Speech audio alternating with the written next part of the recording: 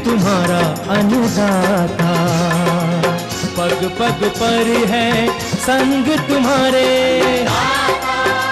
अन्नदाता। लहू किसानों का बन के पसीना सींचता है धरती का सीना। मेहनत का तेरी हक दिलवाने, नई तकनीक नई खोज बताने। पशुधन को गुणवान बनाना, पौध सुरक्षा को सिखलाना, खेती के सब गुर समझाने, भारत का सरताज बनाने। आठों पहर है संग तुम्हारे अन्नदाता, अन्नदाता। नमस्कार, मैं श्वेता आप सभी दर्शकों का अन्नदाता कार्यक्रम में स्वागत करती हूं। हर रोज की तरह कार्यक्रम में हम लेकर आते हैं खेती बाड़ी से जुड़ी हुई बहुत सी लाभकारी जानकारियां। तो चलिए सबसे पहले देखते हैं क्या है विशेष आपके लिए आज के कार्यक्रम में। पर्वतीय क्षेत्रों में टसर रेशम पालन पर जानकारी।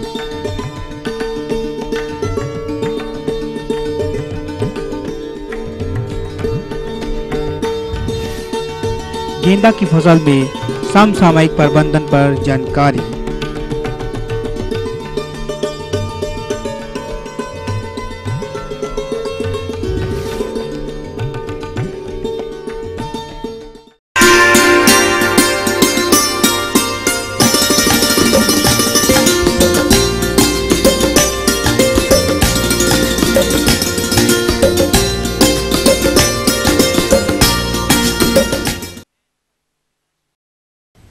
किसान भाइयों, कृषि के साथ साथ किए जाने वाले सह व्यवसायों की हम बात करें तो रेशम पालन कम समय से अधिक लाभ सह व्यवसाय है और इसी के अंतर्गत आज हम टसर रेशम पालन की बात करेंगे। क्योंकि इसकी तकनीकी जानकारियां नहीं होने के कारण किसान इसे नहीं अपना पाते। इसी बात को ध्यान में रखते हुए आज हमने टसर रेशम पालन की संपूर्ण जानकारी के लिए आमंत्रित किया है केंद्रीय रेशम पालन भीमताल नैनीताल के वैज्ञानिक डॉक्टर MC जोशी को। ओक टसर जो हमारे किसान भाई बंधु हैं वो इसको जो बांस के पेड़ हैं हमारे उत्तराखंड में उन पर पालते हैं। जहाँ तक इसकी जो है वो कीट पालन का तरीका है, कीट पालन जो अंडे, जैसा कि मैंने आपको बताया कि सबसे पहले तितली अंडे देती है। उस अंडे अगर वो उनमें कोई बीमारी नहीं है तो उस अंडों को हम वो किसान को देते हैं और किसान इसको अंदर कीट पालन कमरे के अंदर करता है और उस अवस्था में उसको थोड़ा सा आर्द्रता और तापमान बनाए रखना पड़ता है। इसके लिए पूरी तकनीकी जानकारी हमारा केंद्र उसी स्थान पर जाकर उनको देता है और जब वो कीट अपनी प्रथम मोल्ट और द्वितीय मोल्ट से बाहर होकर के तीसरी अवस्था में आते हैं, फिर वो उसको लेट एज रियरिंग के रूप में फिर आउटडोर भी कर सकता है, बाहर भी कर सकता है पेड़ों पर और अंदर कमरे में भी कर सकता है। इसका जो कीट पालन का कार्य है ये हम इंडोर करते हैं और इंडोर में जो टहनियाँ हैं उनको ला करके हम लगाते हैं। इसमें जो अंडा है, अंडे से 90 दिन इसमें से छोटे छोटे कीट निकलते हैं और वो कीट अपनी प्रथम अवस्था में उन पत्तों पर, जो हम पत्ते बाहर से लाते हैं और बोतल में लगाते हैं, उन पर ये उन पत्तों को खाते हैं। इसमें एक खासियत ये है कि इसकी हर अवस्था के लिए अलग अलग तरीके के पत्तों की ज़रूरत पड़ती है। शुरू की जो अवस्था होती है उसमें मुलायम पत्ते की ज़रूरत पड़ती है। जैसे जैसे अवस्थाएं उसकी बढ़ती जाती हैं, पांचों अवस्थाओं में पत्ती की जो गुणवत्ता है वो शुरू में मुलायम, फिर थोड़ा सा मीडियम, फिर और सख्त पत्तियों की आवश्यकता पड़ती है। जो पंचम स्टेज है, इसकी आखिरी पांचवी अवस्था है, उसमें इसके लिए बहुत ही सख्त पत्तियों की ज़रूरत पड़ती है और उसको खा करके ये पूरा कीट अपना जो है ककून बनाता है और ख़ुद वो उसके अंदर चला जाता है, बंद हो जाता है अपने चारों ओर। अब जहाँ तक इसके और प्रबंधन की बात है, प्रबंधन में मुख्य रूप से इसमें जो है हमारी इसमें सफाई बहुत ज़्यादा ज़रूरत है, क्योंकि इसमें कुछ बीमारियाँ कई बार लग जाती हैं, तो उनको रोकने के लिए चूना ब्लीचिंग हम लोग ज़मीन पर छिड़कते हैं, या जो है डीकॉल होता है, उस डीकॉल को भी हम जो है स्प्रे रूम में जो है कीट पालन के बाद उसमें वो करते हैं, उस कमरे में स्प्रे कर देते हैं, ताकि कोई भी अगर कीटाणु बाहर का आ गया है तो वो उसमें से वो मर जाए और कोई बीमारी हमारे कीटों को न हो। जहाँ तक बॉटल रीयरिंग की बात है, बॉटल रीयरिंग में एक बॉटल में जितनी भी टहनी लग सकती हैं अच्छी क्वालिटी की पत्तियों की, उनको लगा करके उसमें हम सीधे कीड़ों को छोड़ सकते हैं, और कीट जो है वो करीब 8 से 10 घंटे के अंदर उन पत्तियों को खा लेते हैं। पुनः फिर एक नई बोतल लगाकर उसके साथ सटा दिया जाता है और वो सारे के सारे कीट नई बोतल्स पर आ जाते हैं। इस तरीके से एक किसान अगर वो 100 रोग मुक्त चकत्तों का कीट पालन करता है, या DFS, इसको हम DFL भी बोलते हैं और हिंदी में रोग मुक्त चकत्ते हैं, का कीट पालन करता है, तो वो करीब 7 से 8 हज़ार रुपये की 40 से 50 दिन में अपनी आमदनी प्राप्त कर लेता है। इस तरीके से एक अपना रोज़गार के रूप में वो उसको अपना सकता है। सब्सिडी रोज़गार कहेंगे हम इसको, पूर्णकालिक तो नहीं है, सब्सिडी रोज़गार है। और यहाँ पर जो आप ये देख रहे हैं, ये रानी बाग वाले क्षेत्र में, इसमें जो हमारे कीट पालन का कार्य चल रहा है, ये बीज उत्पादन के लिए चल रहा है। अभी इससे जो कीट हैं ये अपनी आखिरी अवस्था में हैं और अब कोकून बनाने की स्थिति में हैं। इस तरीके से ये करीब जो है 15 से 20 दिन के अंदर अंदर ये कोकून बना लेंगे, और कोकून बनाने के बाद फिर इसमें से तितलियां निकलेंगी। फिर वो जो तितलियां निकलेंगी, वो जो मादा तितली है वो अंडे देगी, और वो अंडे उच्च ऊंचाई पर जो हमारे किसान हैं, जहाँ पर और कोई रोज़गार के साधन नहीं हैं, वहाँ पर खरसू मोरू के पेड़ हैं, उन पर वो अपना कीट पालन करते हैं। इस तरीके से जो है ये पूरी प्रक्रिया साल में अगर हम पूरे उत्तराखंड में देख लें तो करीब करीब 3 बार चलती है। एक तो अभी बसंत ऋतु में, जो कि मार्च अप्रैल में चल रही है। इसके बाद मई जून में जो है उच्च ऊंचाई पर चलेगी, जहाँ पर कि ये जो 6 से 7 हज़ार फीट के आसपास के गांव हैं, वहाँ पर एक कीट पालन होता है। और पुनः फिर जो है इसी स्थान पर जबकि सितंबर अक्टूबर होगा, ऑटम क्रॉप होगी, उस समय ये कीट पालन किया जाएगा। जहाँ तक किसानों को बीज आपूर्ति का सवाल है, हमारे किसान जो है वो अभी की स्थिति में हम उनको बीज बना कर देते हैं, और बीज हम अपने यहाँ अपने केंद्र पर बनाते हैं। उस बीज को वो अपने वहाँ ले जा कर के उसका कीट पालन करते हैं। अब रह गया सरकारी सहायता का सवाल, तो सरकार जो है इन्हें समय समय पर जो है मकान बनाने के लिए और पॉली हाउस के लिए, रियरिंग किट खरीदने के लिए जो है सहायता देती है। और वो जो है वो जो सहायता है वो हमारे केंद्रीय रेशम बोर्ड राज्य सरकार के माध्यम से किसानों तक पहुंचाता है। और इस तरीके से ये पत्ते खाते खाते करीब 29 से 35 दिन के अंदर ये इसमें अपना एक कोकून बना लेते हैं, और उस कोकून को फिर किसान जो है बाज़ार में बेचता है, और बाज़ार में उसकी कीमत 1 रुपये के आसपास इस समय है। और इसकी समय समय पर इसका जो है जो दरें हैं वो आगे बढ़ती रहती हैं। इसका निर्धारण केंद्रीय रेशम बोर्ड करता है।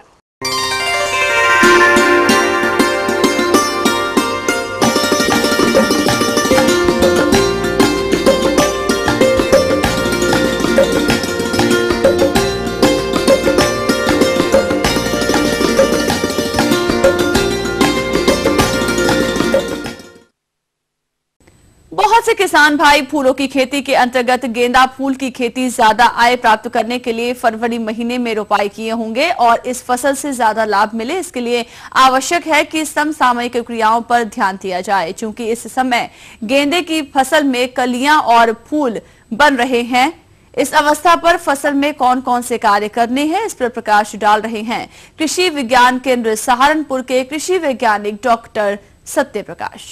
बसंतकालीन की जो हम बुआई करते हैं वो फरवरी में करते हैं और मार्च में रुपाई करते हैं।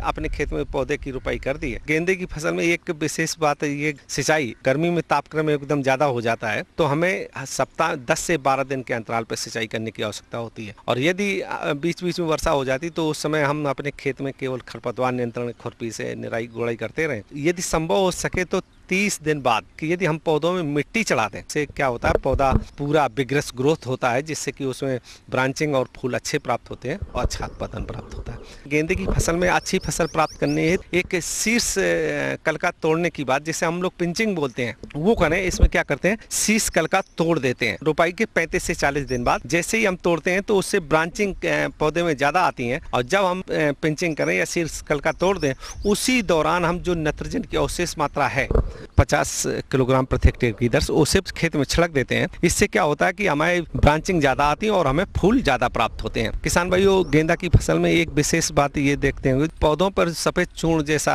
जमा दिखाई देता है। पाउडरी मिल्ड्यू आपके खेत में अप्रैल में दिखाई दे तो ऐसी स्थिति में कैलेक्सिन की 1.5 ग्राम मात्रा प्रति लीटर पानी की दर से घोल बनाकर अपने खेत में छिड़काव करें, तो इससे पाउडरी मिल्ड्यू से आपका नियंत्रण हो जाएगा। इसके बाद एक कीट भी इसमें दिखाई देता है, रेड स्पाइडर। ये कीड़ा जिस समय कलका बन रही हो तो उस समय छत पहुंचाता है, तो इससे बचाव के लिए एक सिस्टमेटिक इंसेक्टिसाइड है जैसे मोनोकोटफास। इसकी 1.5 ml मात्रा प्रति लीटर पानी की दर से यदि हम घोल बनाकर छिड़काव कर दें तो इस कीड़े से बचाव होगा। हाँ, एक बात और है, गेंदे की खेती हम गन्ने की फसल में भी सहफसली के रूप में कर सकते हैं। इस तरह से हमारा जो गेंदा हम रोपाई करते हैं तो ये 100 से 105 दिन बाद हमें फूल प्राप्त होने लगते हैं और 145 दिन तक हमें फूल प्राप्त होते हैं।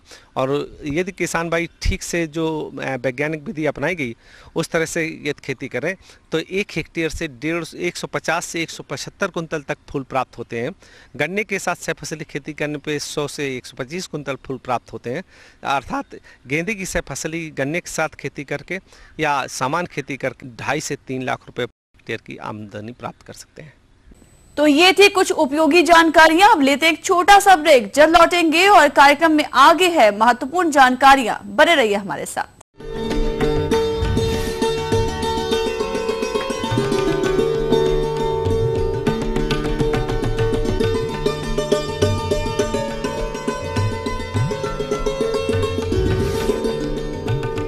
आने दो आगे आने दो। कुछ गड़बड़ है। इस साल इतना ज्यादा वजन। भाई क्या छुपाया है ट्रॉली में? छुपाया नहीं, कोराजन लगाया है। अब मेरी फसल को कीड़े नहीं खाते। पेश है डुबॉन्ट कोराजेन। ये देता है कंसुआ और चोटी भेदक कीटों से लंबे समय तक नियंत्रण, जिससे गन्ना बने ज्यादा लंबा और मोटा भी। डुबॉन्ट कोराजेन जिंदगी बदल दे। देखिए अपना उत्तराखंड।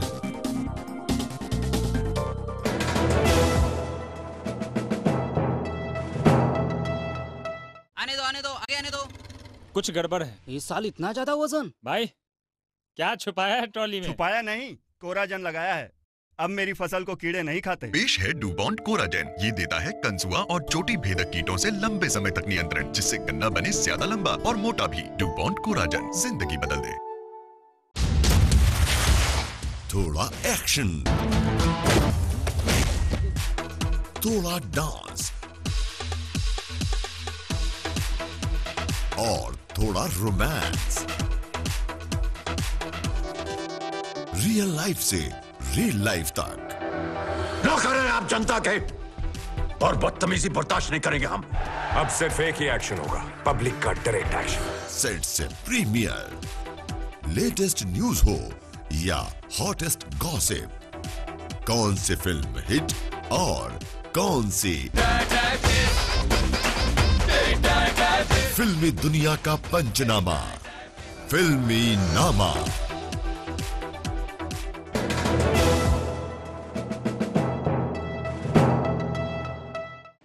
BBC दुनिया को है जिस पर भरोसा। ग्लोबल इंडिया जोड़े आपको पूरी दुनिया से आपकी अपनी भाषा में। ईटीवी के दर्शकों के लिए बीबीसी के मंजे हुए रिपोर्टर ग्लोब के हर सिरे से लाएंगे जिंदगी का सच। स्क्रीन पर उभरेगी बनते बदलते भारत की पूरी तस्वीर। संसार भर के सारे समाचार मैं नेहा भटनागर लेकर आऊंगी। बीबीसी ग्लोबल इंडिया, महसूस करें खबरों की धड़कन।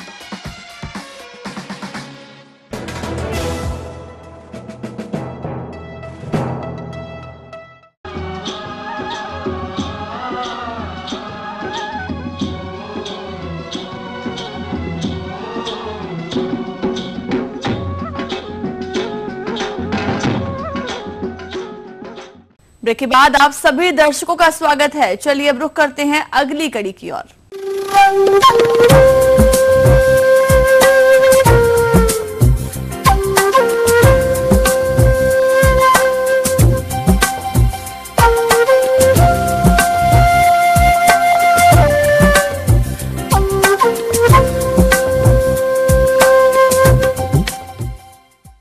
मौसम के अनुसार प्रबंधनों पर टिकी है आपकी खेती बाड़ी, इसलिए मौसम पूर्वानुमान और उस पर आधारित साप्ताहिक कृषि सलाह इस प्रकार है।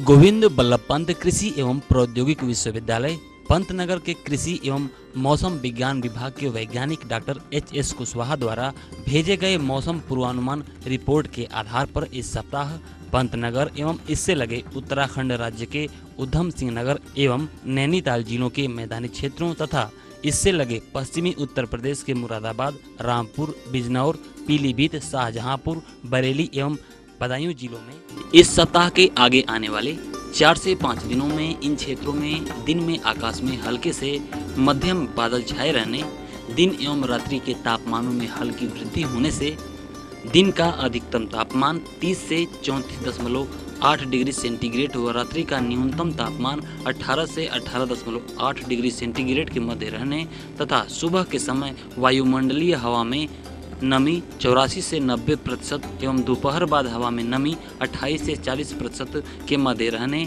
कम गति की हवा 4 से 7 किलोमीटर प्रति घंटा की औसत गति से अधिकतर पूरब दिशा से बहने तथा आगे आने वाले 4 से 5 दिनों में इन क्षेत्रों में बारिश होने के कोई आसार नहीं हैं। अतः ऐसे अनुमानित मौसम में गोविंद बल्लभ पंत कृषि एवं प्रौद्योगिक विश्वविद्यालय पंतनगर के कृषि वैज्ञानिकों द्वारा इन क्षेत्रों के कृषक भाइयों को अपने खेतों में खड़ी इस मौसम की विभिन्न फसलों, फलदार वृक्षों, सब्जियों एवं अपने पालतू पशुओं में इस सप्ताह कुछ कार्यक्रमों को अपनाने की सलाह दी जाती है, जो इस प्रकार है।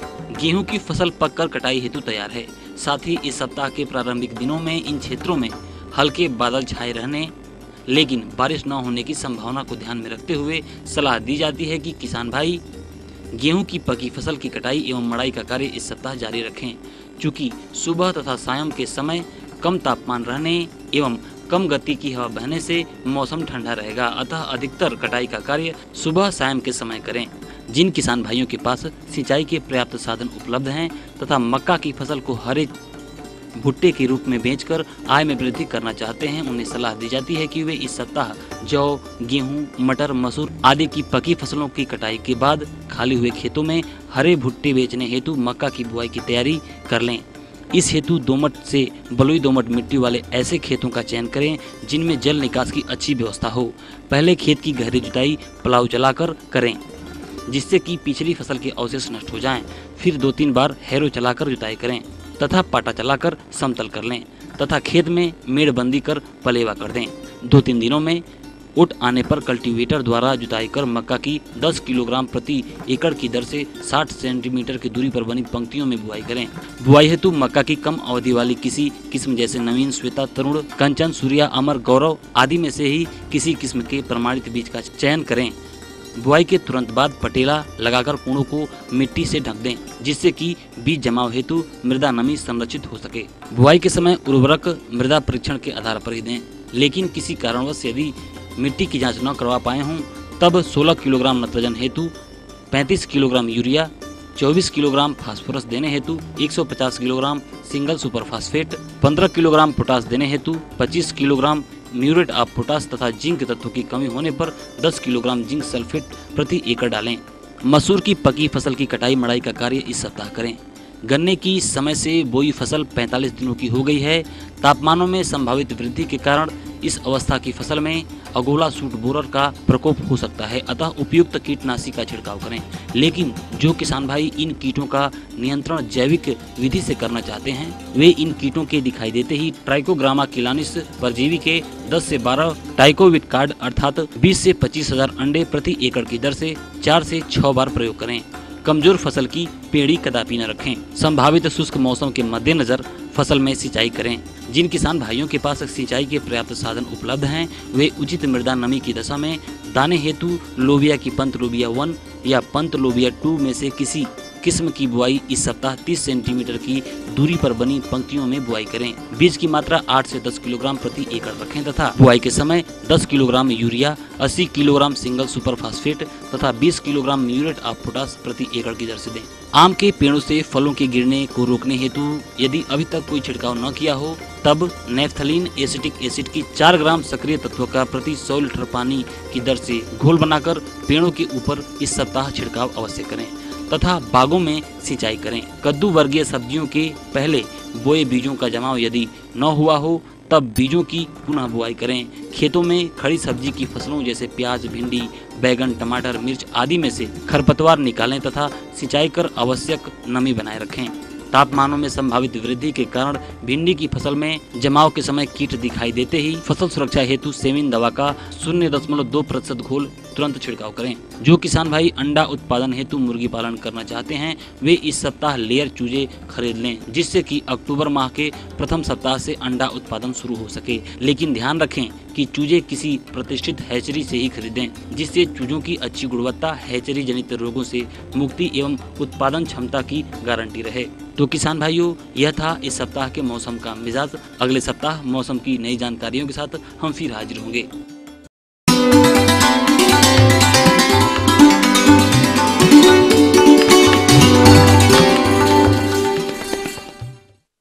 अन्नदाता हेल्पलाइन निशुल्क फोन संपर्क सेवा के माध्यम से आपके द्वारा पूछे गए प्रश्नों में से 1 या 2 महत्वपूर्ण प्रश्नों को हम अपने कार्यक्रम में शामिल करते हैं। इसी के तहत आज का चयनित प्रश्न और उसका जवाब इस प्रकार है। निशुल्क अन्नदाता हेल्पलाइन में आज हमने जिस प्रश्न को शामिल किया है, उसे पूछा है रामपुर जौनपुर के चेतन राम ने।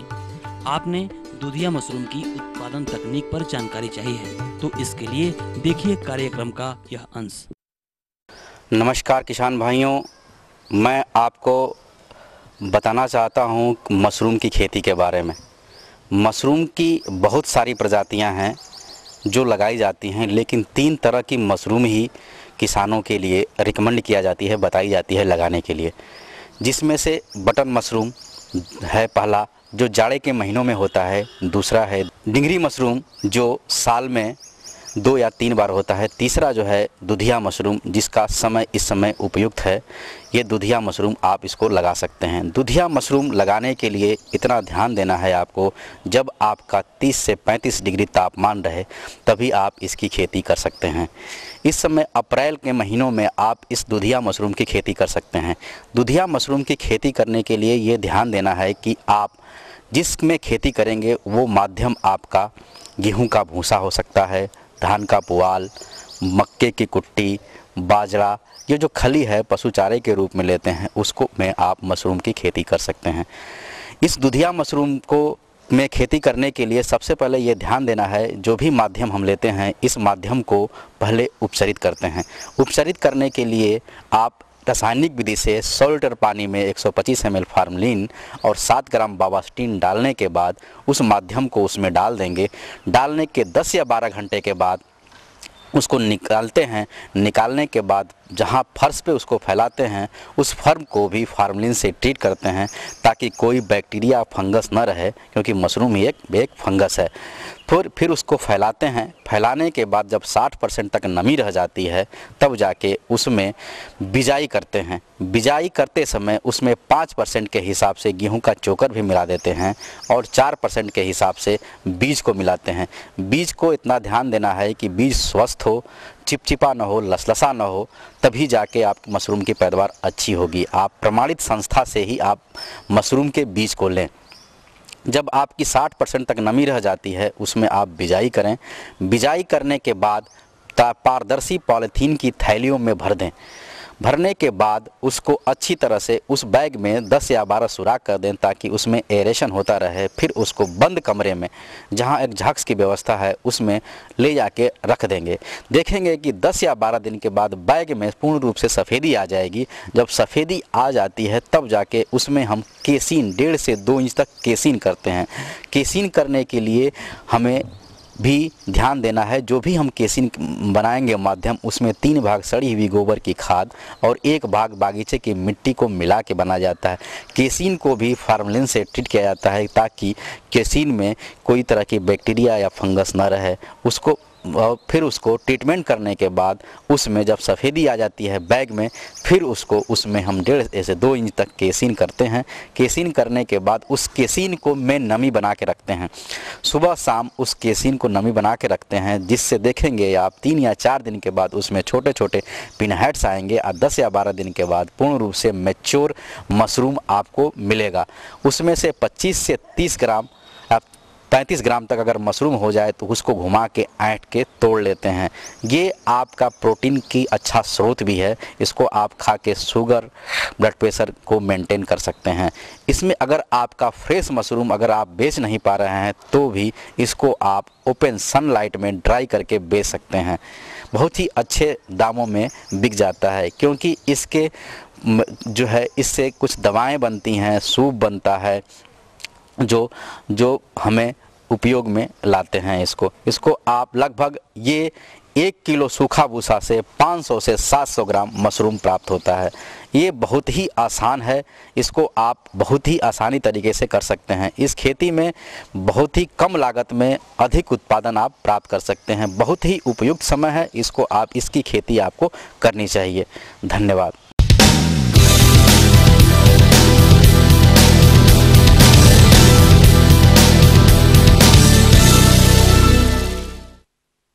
राज्य की विभिन्न मंडियों में कृषि उत्पादों के चढ़ते उतरते बाजार भाव की संक्षिप्त जानकारी इस प्रकार है।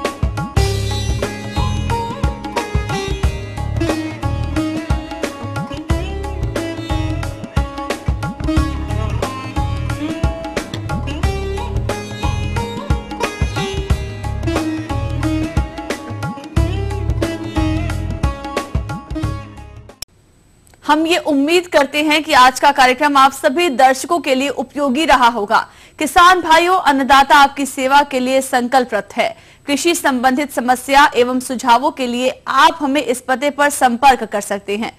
प्रोड्यूसर अन्नदाता, ETV Uttar Pradesh Uttarakhand, Ramoji film city Hyderabad 501512। साथ ही आप हमें ईमेल भी कर सकते हैं। हमारा ईमेल है annadaata.up@etv.co.in। इसके अतिरिक्त आप हमें निःशुल्क हेल्पलाइन नंबर 1800-425-4085 पर शाम 5 से 6 बजे के बीच संपर्क भी कर सकते हैं। अब आइए देखते हैं कल दिखाए जाने वाले कार्यक्रम की मुख्य झलकियां। दुधारू पशुओं में बांझपन की समस्या और समाधान, पुराने मत्स्य तालाब का जीर्णोद्धार,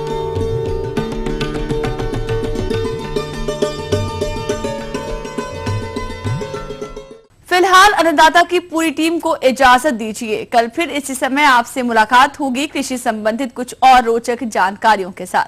नमस्कार।